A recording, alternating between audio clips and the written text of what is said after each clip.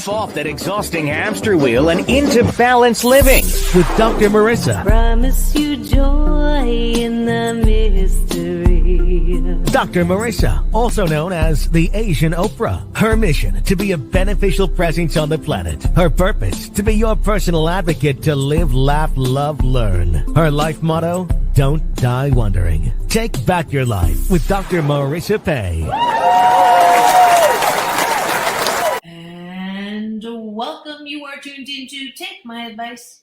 I'm not using it. Get balanced with Dr. Marissa, the morning show here on NBC News, CNBC News, and NBC Sports Radio station KCAA, AM 1050, FM 102.3, FM 106.5, and streaming everywhere. iHeartRadio, Spotify, Stitcher, Amazon Music, Tiki Live, Podchaser, iTunes, TuneIn, Audible, and more. I am Dr. Marissa, your celebrity host producer of this show about hope and happiness. So there's no gossip, no scandal, no K-words, no Kanye talk at all. Instead, I want you to focus on your own reality show and how you can be happy 88% of the time. So I have topics and guests to that end, and today's no exception when we come back after the break. But before that, you all know that I'm trying to work your muscle of focusing, choosing the best feeling thought all day long. So we start with taking a bite of my gratitude sandwich every show so that I can work that muscle. So instead of waking up and running to the bathroom and thinking and worrying about all the things you have to do, or worse, picking up the phone and swiping and scrolling through to find out what bad things happened all day while you were asleep, or people's opinions about things that really have nothing to do with your life, or looking for likes and approval, which is also not useful exercise, because I want you to own and claim your birthright to happiness 88, which starts with approving of yourself. That's why taking a bite of your gratitude sandwich is 8 specific things, first thing in the morning, that you are grateful for. And then at the end of the night, things that you appreciate about yourself. So let's get started. I am grateful that there's technology so that I can come at you with a new show, even though I'm visiting my mom. She has Parkinson's. A lot of you know that. And so I'm in Toronto. First time since COVID hit to be able to go visit her. But I wanted to bring you great interviews. So just for you, I pre-recorded, and we have it all for the next 2 weeks. So enjoy and stay tuned here. Today's gratitudes that we'll do are centered around the theme of mothers, because Mother's Day is coming. And so I am grateful that if it's not one thing, it's your mother. Number 2, I'm grateful that there's 2 times in your life where you do not have mother issues. That's when you're born and when you die. And finally, the third one is mother's job is to pop you out, and the rest is gravy. So a little bit of fun with that. I'm so excited that for Mother's Day, I'm bringing you a special interview replay from a beautiful mother who we got to surprise on the air for Mother's Day. Her name is Barbara Marx Hubbard. The New York Times bestselling author Neale Walsch calls her the Mother of Invention. Neale, as you remember, actually wrote the back cover praise for my #1 best-selling book, and he predicted my book when he was on my show with Michael Bernard Beckwith and Bishop Carlton Pearson. That episode actually won the 2017 Cover Award, and I'm very grateful for that. So you'll want to listen to my Mother's Day special of my interview with Barbara Marx Hubbard. When we come back on Take My Advice, I'm not using it. Get balanced with Dr. Marissa, the morning show here on KCAA, the station that leaves no listener behind.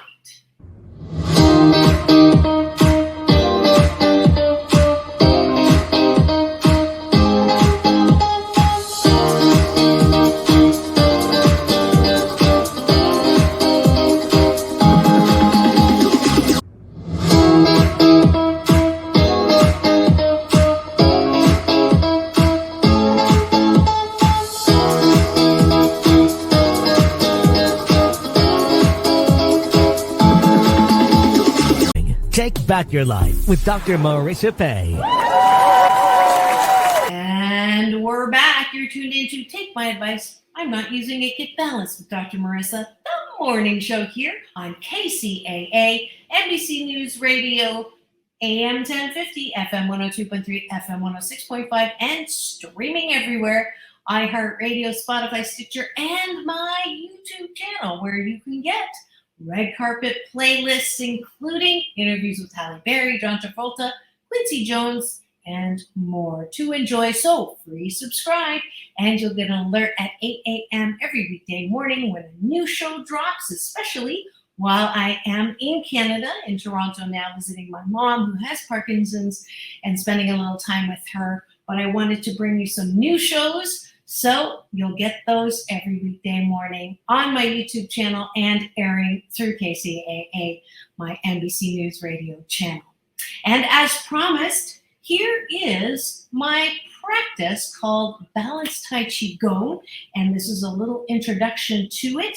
And after it plays, I'll come back and describe a couple of things to you and maybe teach you a form or two so you can practice at home. Enjoy. Welcome to Balanced Tai Chi Gong. My name is Dr. Marissa Pay. For the next 28 minutes, we will be slow dancing with the universe in a moving meditation that promotes inner peace, one breath at a time. Just follow the sound of my voice and move with me as I guide you through this ancient wisdom through New Thought practice. As a corporate psychologist, I created this practice in response to my life and those of my clients. We were professional, high achievement-oriented, multitasking control freaks and exhausted. No matter how many successes, it was never enough. That, coupled with a painful life experience, led me on a quest to find another way to live and back to my Chinese roots. If you practice regularly, I can promise you that it will impact all health vortexes, body, mind, spirit, soul. You will be in a place of balance and inner peace the way we were created. 谢谢. Be my partner, dance with me, just hold on, I will.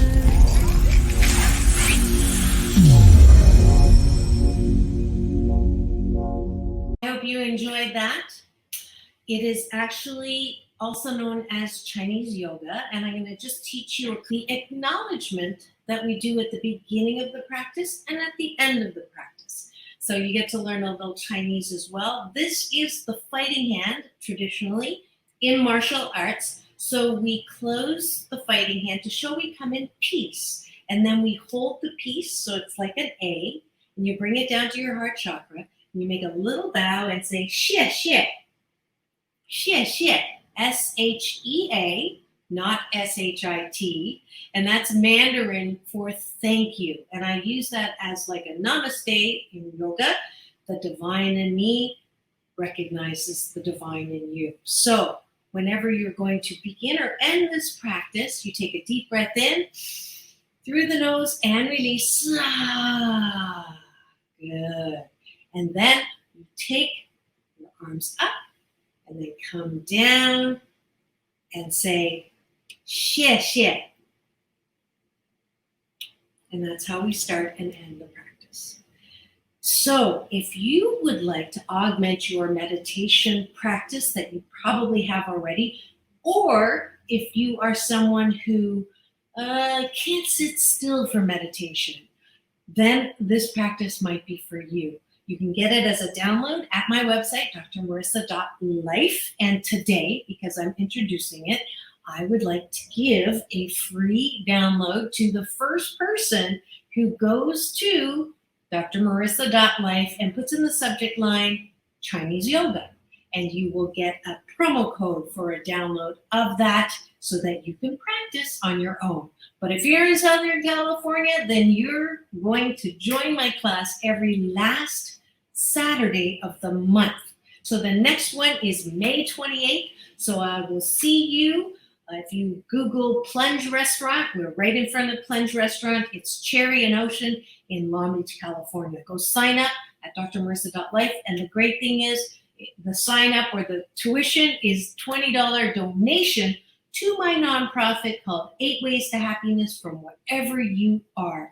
And that helps kids, teens, and young adults who have temporarily forgotten their birthright to happiness. So you'll be helping me with that, and you will get a class and a download. So hope to see you. That is the next class, May 28th. It's also listed on Facebook. If you're not with me on social media and you enjoy my hashtag positively opinionated self, then you'll want to go to Doc Balance on Instagram, Dr. Marissa Pay on Twitter and LinkedIn and Facebook. And the cool thing is I just got invited to be a digital creator on Facebook. So go watch my reels and enjoy them. All right. Now, when we come back, it's that interview with Barbara Marx Hubbard. So don't go away. We'll be right back with more of Take My Advice, I'm Not Using It. Get Balanced with Dr. Marissa, the morning show here on KCAA, the station that leaves no listener behind.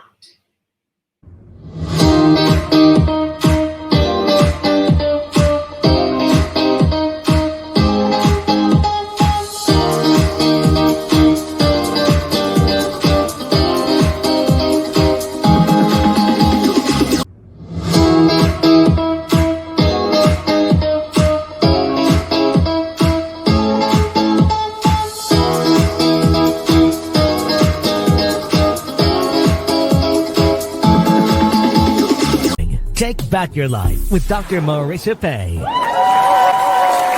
And we're back. You're tuned in to Take My Advice, I'm Not Using It. Get Balanced with Dr. Marissa, the morning show here on KCAA, NBC News Radio, AM 1050, FM 102.3, FM 106.5, and streaming everywhere.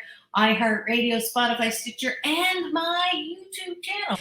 Now, it is a special show. So who could I not have but the mother of invention? If I'm going to have a Mother's Day guest, I'm going to have the mother of invention. She's called The Voice for Conscious Evolution of Our Time by Dr. Deepak Chopra.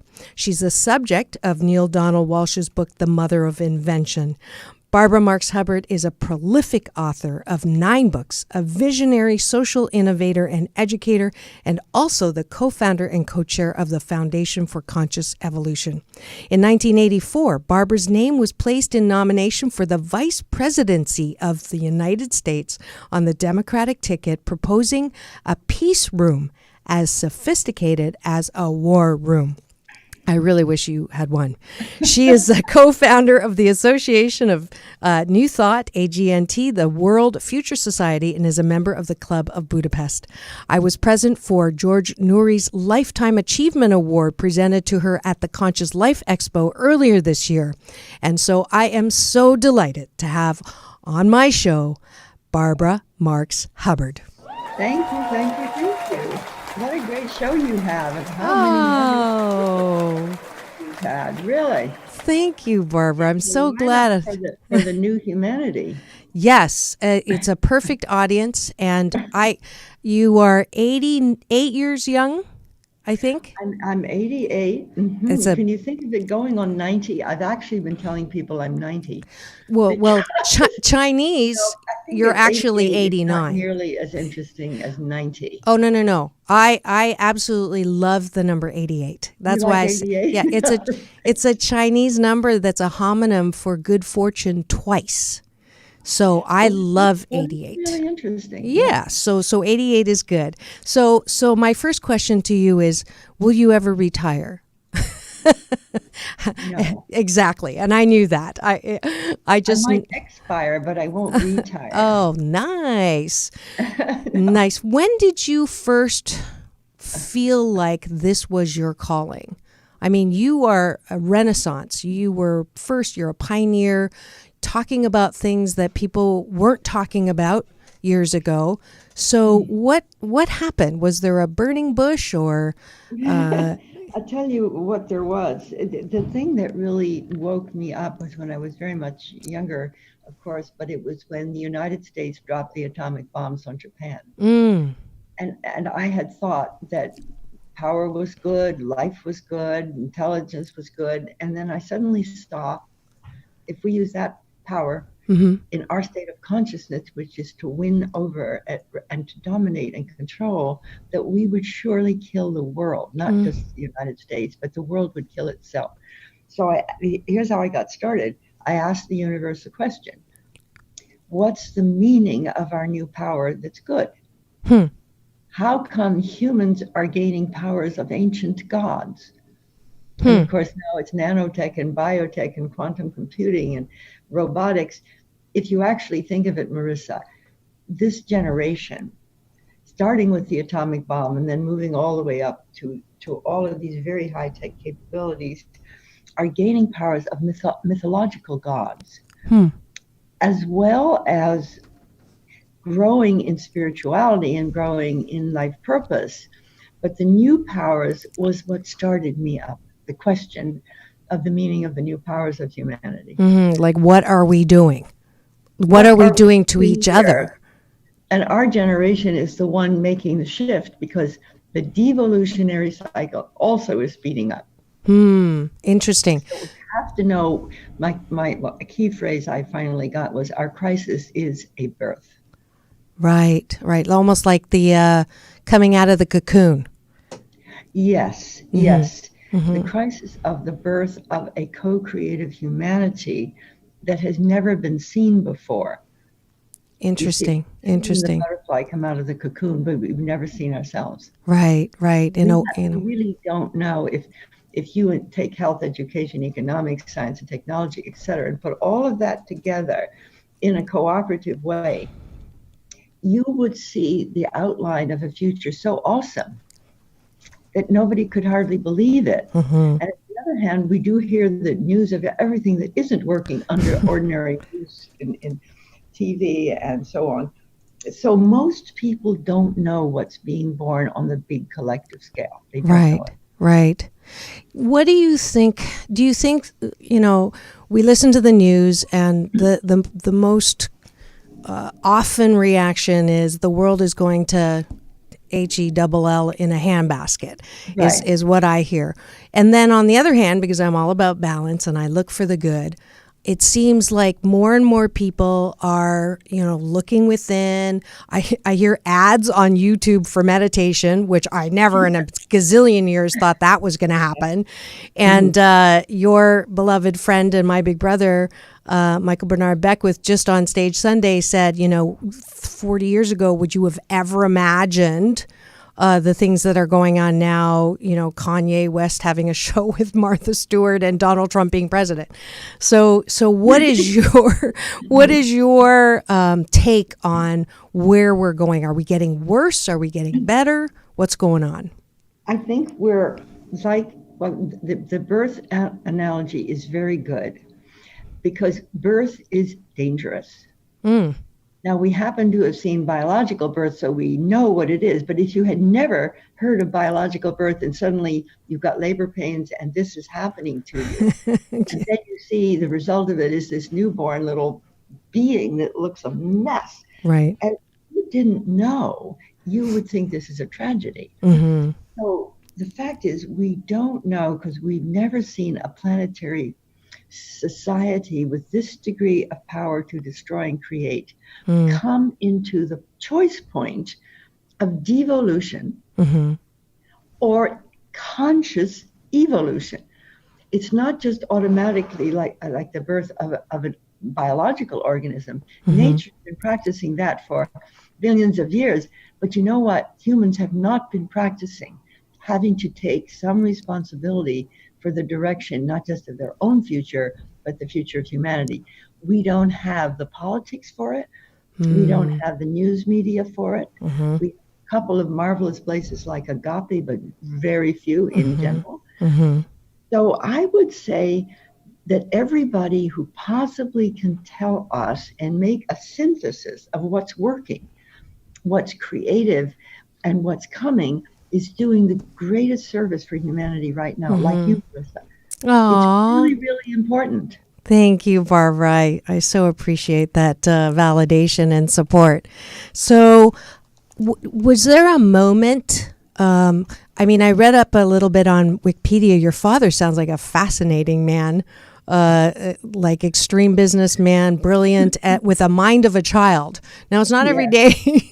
Tell me what that was like. He made toys, so that he loved toys. Uh-huh. And he loved children until they got to be about 6. Oh. He lost touch, but okay. 4 to 6 years old was really a highlight. Right. So you had a good 4 to 6. No, his toys were really good. Oh, I see. For the children. And, I'm one of, he had 4 children and I was the oldest. Oh, you were the oldest. I Okay. grew up with tons of toys. Mm-hmm. Toys. Not only my father's toys, it was Marx toys, but his competitors' toys and everybody's toys. And I realized very young, toys would not make you happy. Mm. It was actually an interesting epiphany. And so when you realized it wasn't going to, is that when you sort of began, you're a great theorist and you have a way of communicating with analogies that really help people understand.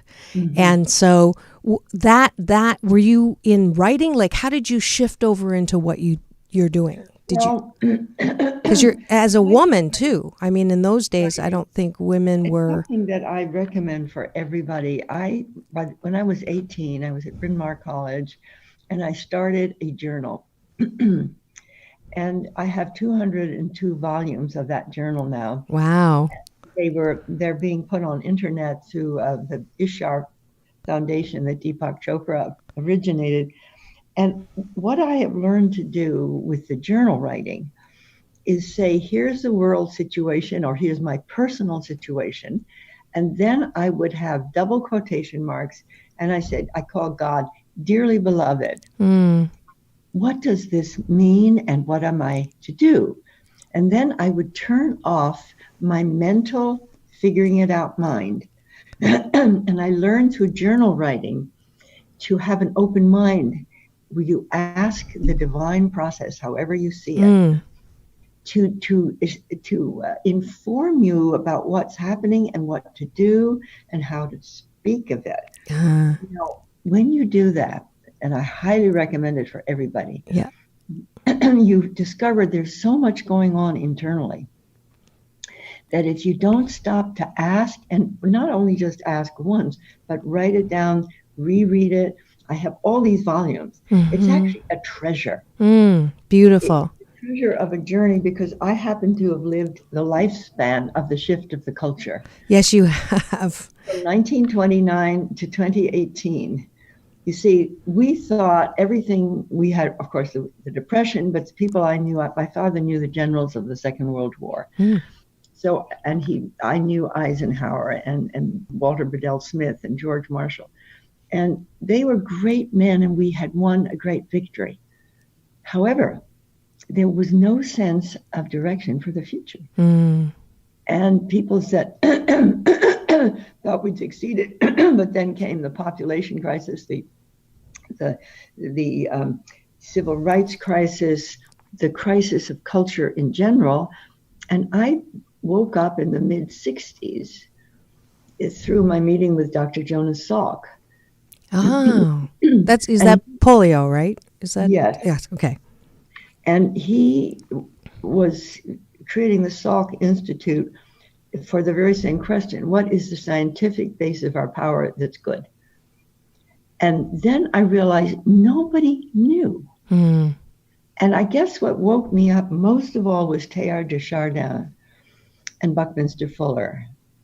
Because Teilhard de Chardin was a Catholic Jesuit, never published by the church in his lifetime. He studied evolution from the beginning of creation to the present. And he noticed a direction in evolution. This was what really turned me on. Here's the direction. Okay. I bet you can guess. If you start with single cells and get to us, if Right. you want to look at any direction, here it is. greater consciousness, Mm-hmm. single cell, multi-cell, animal, human, greater consciousness. Number 2, greater freedom of the individual, Mm-hmm.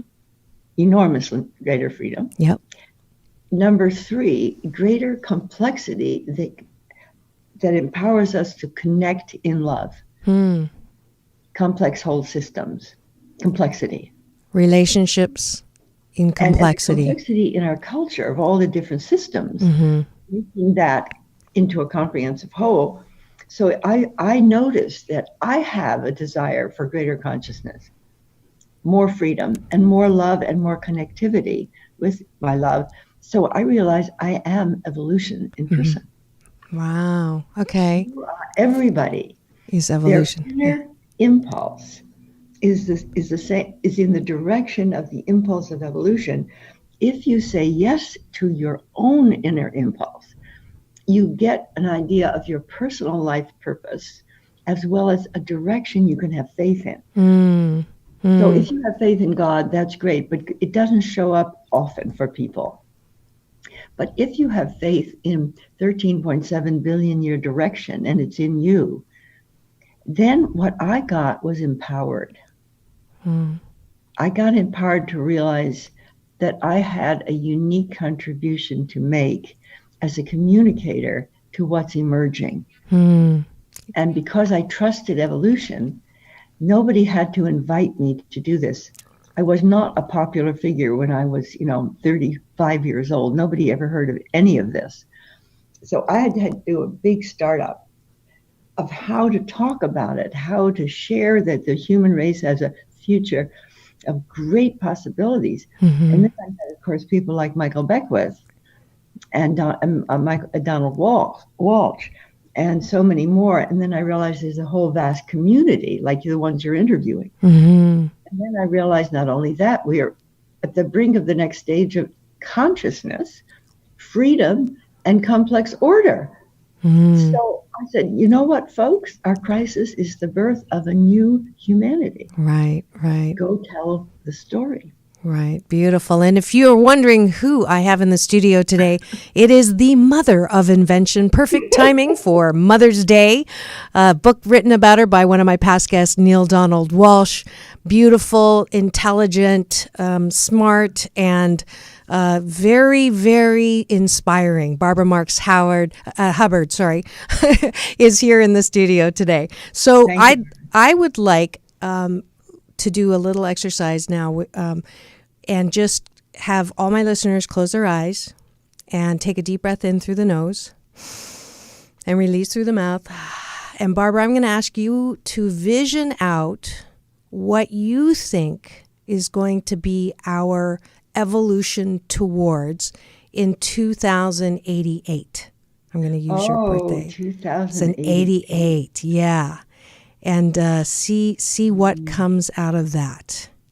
The brilliance and the picture. I think that since our crisis is the birth of a new humanity, that we will have found a way, first of all, that there will be no more hunger. No Yay. more war. Yay. And there will be no more unnecessary illness. I feel certain there will be life extension. There will be many people living longer and longer lives. I love that vision. I'm certain that there will be a nervous system on the internet and beyond that is connecting humanity as a living organism for the very first time. And we will, if we haven't destroyed ourselves, we will have evolved ourselves to recognize that we have the information and know-how, as Buckminster Fuller said, to make this world work for everybody. Everybody. Yes. So then I see that we create a resonant field on planet Earth, and we will discover we're not alone in the universe. We will discover that there are other life forms, and they can't reach us as long as we are so dissonant, so angry. Right. Cannot be reached by its parent.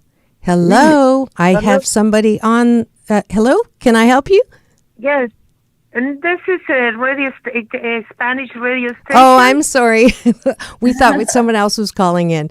We'll call you back later. This is the wrong number. Sorry. I'm expecting someone else to call in, Barbara. Sorry, that's the only reason why I answered it. But I'm sorry, you were saying? That I think we'll discover, as long as that a newborn baby, if it's screaming, its parents can't reach them. Mm-hmm. I believe that there will be enough people like you, Marissa, that are in the media, on television, on all kinds of communication. So we will have a receptivity to what's beyond us. Right. We're in a universe of billions of galaxies. Right. So like tonight, I'm interviewing a woman called Jean White Eagle, who has written a marvelous book and just is in developing a galactic university idea. Mm-hmm. And this is a university for the evolutionary futurists and contactees who want to come in. Okay. And you know, what would you do if you were an extraterrestrial trying to communicate? Well, you might go to Michael Beckwith and get on his stage, but you have to go somewhere. Right, and right. You couldn't go to the CNN Evening News. Yeah. So I'm hoping that we'll discover ourselves as a living system, that we will have vastly increased our creative potential. We'll find we're not alone in the universe, and that we ourselves are sending our own people out, and eventually we will be colonizing other planets. Mm-hmm. And it's interesting because it's still considered a little woo-woo or a little kind of off the charts of mainstream understanding. So, but on the other hand, so was meditation until recently. What's considered woo-woo that I just said? The whole that we're going to get contacted, that we're not the only ones. That I mean, I think it's actually stupid to think with billions of hundreds of billions of planets that we're the only ones. Right. Actually, I think we should not call that far out. Yeah. Yeah. To say we're not alone. I mean, what I'm saying is that the likelihood is that we're not alone, and the likelihood that we will be contacted. And so there's this generation who are using the word woo-woo, and they are the woo-woo ones. Mm-hmm. They really are. Yeah. I mean, if somebody says it's absolutely impossible for there to be other life in the universe, they are the woo-woos. Right, right. We have to reverse that label. Yes. We have another caller. Can I ask who's there?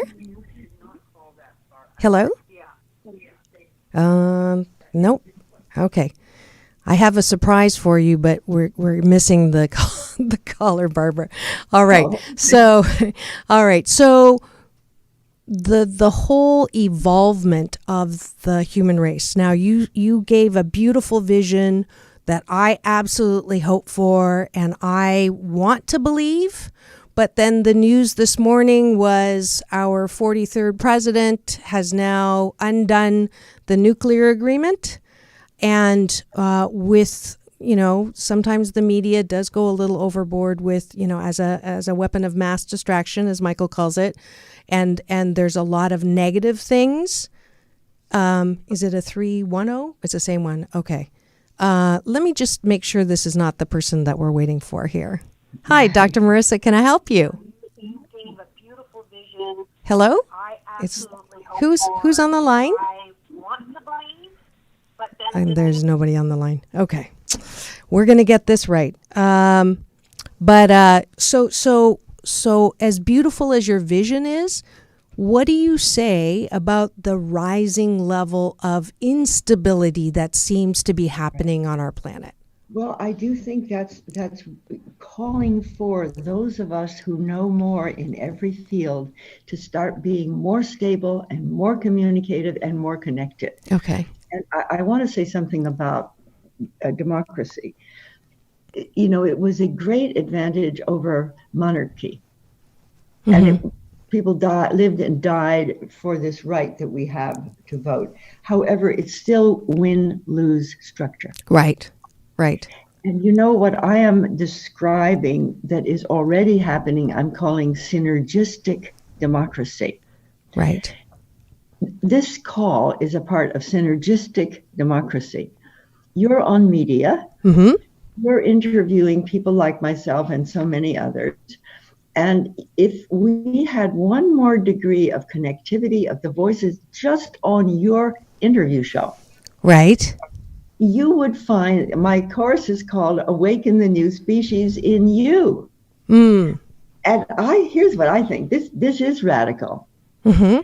But I think we're giving birth to a new species. And I have a new name for us. Okay. Would you like to know? Yeah, I would love to know the name of our new species. Here it is. Homo amore universalis. Oh, that's beautiful.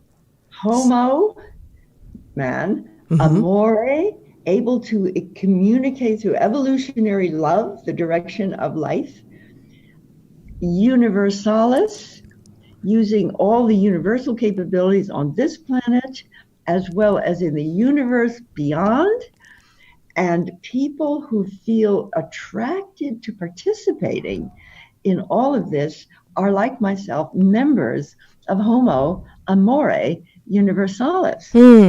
Beautiful. And I think what's lovely about it is then you start making the linkage between our vocational capabilities, our increased spirituality, our high-level desirous to connect with each other, all the innovators in all the fields, plus the high-tech genius like a Singularity University.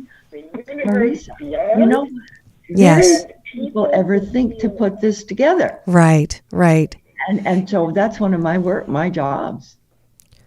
Perfect. And we do have the right caller on right now. There's someone here that is going to turn down their computer, which is why we can't hear you. If you could just turn down your computer. Yes, and that way we can hear you. That's why we couldn't hear you. Okay. So here we go. I have a special caller here. Did you have something to say to my guest today? Yes, I'm the daughter of Barbara Marx Hubbard. I want to wish her a happy Mother's Day. Oh, that is Suzanne. She's my eldest daughter. Now I'm Oh, this is so wonderful, Suzanne. What a marvelous surprise. You know, Suzanne herself is an author and a writer and a weaver, and I'm so proud of her because as the eldest daughter of the eldest mother here, she is carrying the flame forward in her own work. That's beautiful. That's beautiful. Suzanne, could you hear that? That was a nice, huge compliment to you. Yes, Suzanne, I'm so delighted to hear your voice, and I can't wait for our family Can you reunion. hear me now? We have a family reunion once every year. Suzanne and her husband hosts it in Vashon Island, and I'm going to meet with all the members of the family and spend time with my beloved daughter. Oh, that's so wonderful. Yes. Yeah. Suzanne, what are you most grateful for when it comes to your mom? okay. When I speak, will she hear it? Yep. I think, Barbara, can you hear her? I'm hearing what you're saying. I do. Mom, can you hear me? Yes, I do. Yeah. Thank you, Mom. What are you most grateful for your mom? Okay, Mom. What I'm most grateful for is you are such a model for Mom. You're such a model. Can you hear me now? Yes, we can actually hear you, but if you turn down your computer or turn it off altogether. It's totally down. Oh, okay. So then it must be the phone with the Zoom. We can hear you though. Okay. Mom, what I'm most grateful for is that you're such a model for anyone who has a deep calling, because you've created a context for these callings. Beautiful.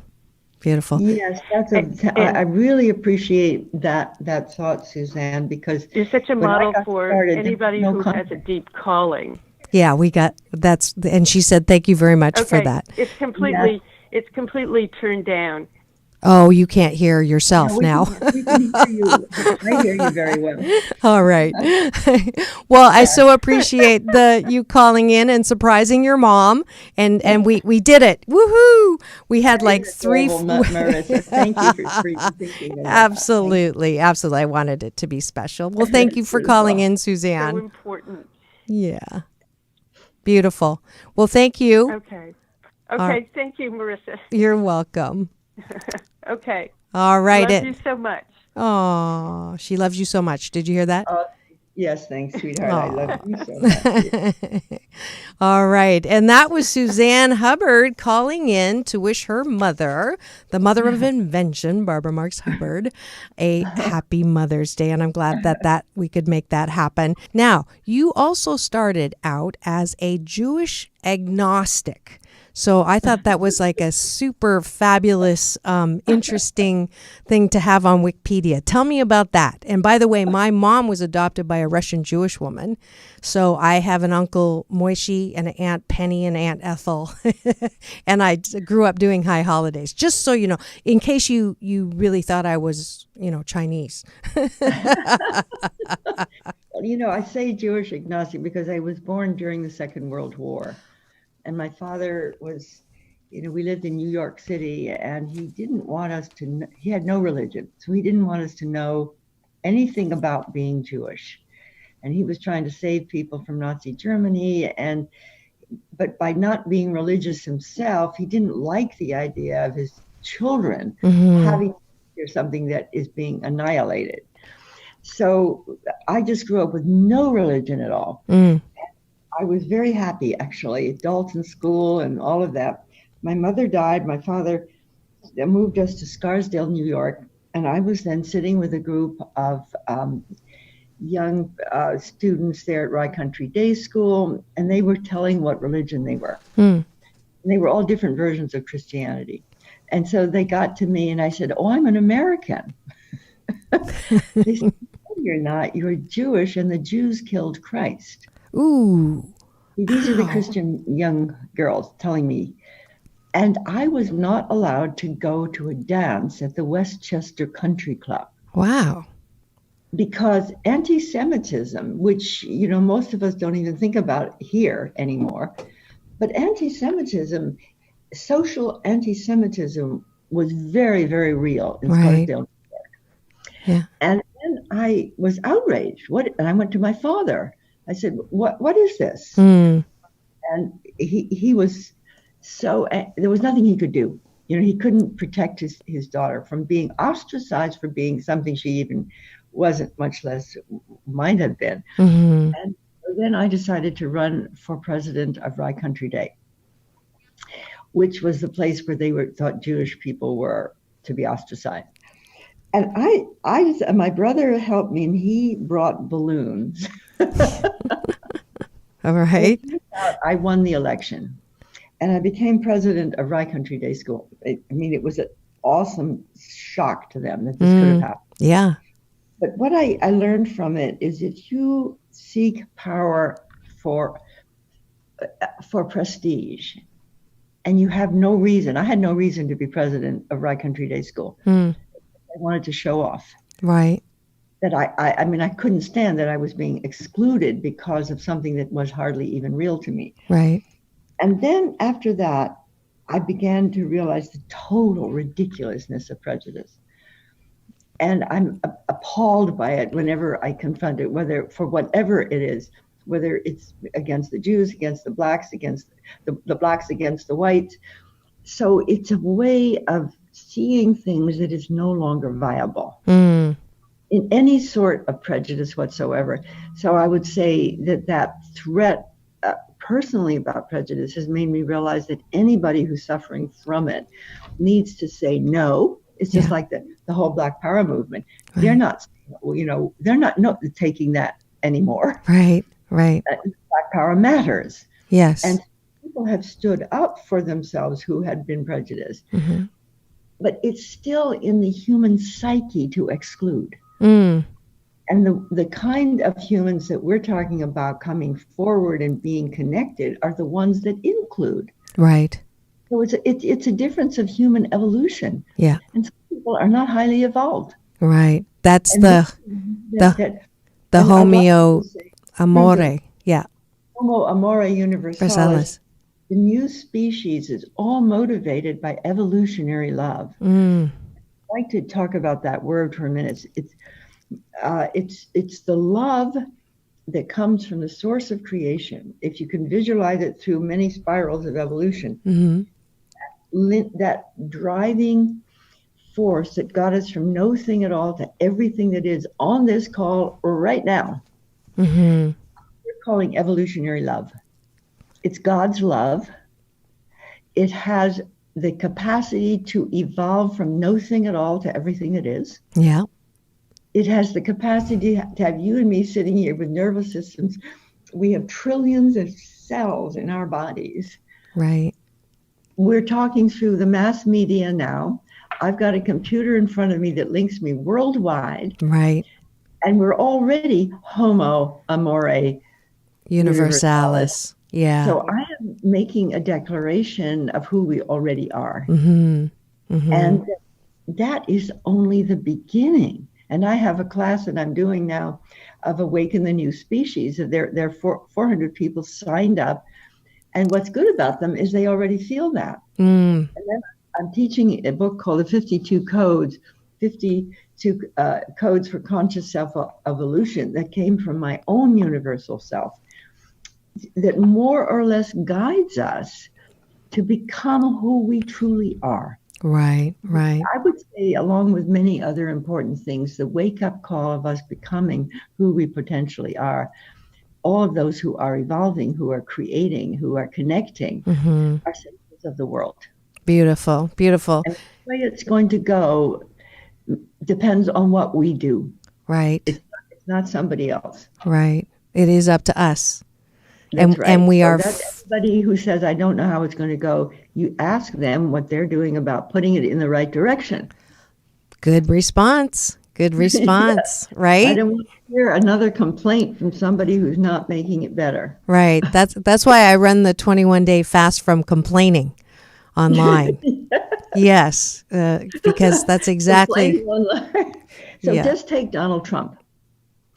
Okay. Obviously, I have not voted and would not vote for Donald Trump. But what he's done actually is reveal a truth that has to be known. There are people who are willing to separate out and willing to do this, and that has to activate us. Right, right. And I think it's great that so many people are running for office now, but I'd like to say that connecting via the media and making, here's my vision, celebration of what's working on the internet as the new story of humanity. I would like us to do a major big event that breaks through this evolutionary torpor and sleepiness of a half-informed human race to the fact they're being born as a universal species, for God's sake. Right, right. Literally, for God's sake. Wake up, folks. It's not okay. Right, right. We have to. We're be the change you want to see. Right. Fundamentally. Homo amore universalis. Love it. Like that's I've been posting that you are the advocate and the cheerleader for humankind, emphasis on kind. And that's your role. And it's awesome. And I would like to give you an award that I give not all my guests, but those who are making tremendous strides on making us as a human race better, and that's Dr. Marissa's Beneficial Presence on the Planet Award. Oh, how lovely. What a nice award. I love that. That's a great idea that you do that. Yes. So you go on that list, and I'm so grateful that I got to spend a little time with you and glean some of your beautiful wisdom and your theories and your vision, especially of where we're going to. And the last question, is there anything, your final thought that you'd like to give my listeners on, how to just have a more peaceful life? I would just to say to notice what's attracting you and say yes. Okay. Yeah. Like, Notice what's attracting you to express or be or become and say yes. beautiful. Beautiful. And the last question I always ask my guests is the same one I asked your daughter, Suzanne, when she called, is what are you most grateful for? Gosh, that's a wonderful question. Oh, thank you. I'm grateful for so many things, my wonderful family, my children, the opportunity I was given because my father had some resources and he gave them to me and I used them for my work. I made toys and I made the future. And I think I'm also really grateful to be born an American. At the time when America is on the stage of history and needs to wake up to its destiny, of giving people and being part of the movement for people taking responsibility. And I'll just say one last statement here from Thomas Jefferson. I've made an evolutionary statement for Thomas Jefferson. We hold these truths to be self-evident. All people are born creative, endowed by our Creator with the inalienable right and responsibility to express and connect our creativity for the good of ourselves and the whole Earth family. Beautiful. That's okay. Yeah. I'm going to cut that part out and play it every morning. That's very inspiring. Thank you so much, Barbara Marx Hubbard, here in studio.